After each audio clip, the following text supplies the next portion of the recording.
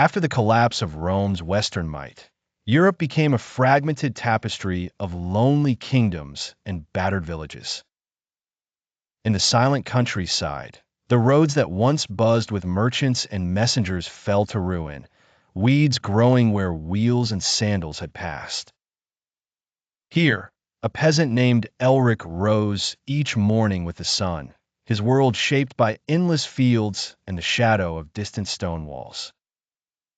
He labored under the rule of Lord Rurik, a stern man whose castle loomed over the valley, both shield and shackle to those who dwelled below its heights. One evening, Elric overheard whispers of raiders seen beyond the forest, rough ships drawn up on the river's edge, their sails like dragon wings. Panic flickered through every thatch-roof cottage. Despite fear, Elric's curiosity stirred, and he crept toward the monastery for news. Within candlelit halls, he found Brother Theodore, hunched over a stack of ancient parchments.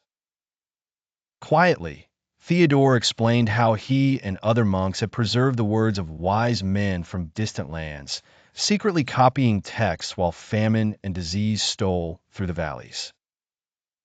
"We carry the flame," Theodore said, gesturing to his pile of manuscripts. "When the dark passes, the world will need it again." Weeks turned to months, and the shadow of outside threats grew ever near. One stormy night, the raiders swept into Elric's village, burning barns, scattering livestock, and forcing families to flee. Elric survived, taking refuge with the monks, who risked their own safety to shelter him and others. In those anxious hours, strangers shared tales of distant lands. Rumors of cities in the east where learning thrived, and hopeful news of fortified river towns rising amidst adversity. With time, the village rebuilt, learning from loss and forging new alliances with neighboring settlements. Elric became a messenger, carrying word between lord, monastery, and outlying farms. He witnessed the slow return of trade as merchants braved uncertain roads, and artisans rebuilt homes with newfound skills.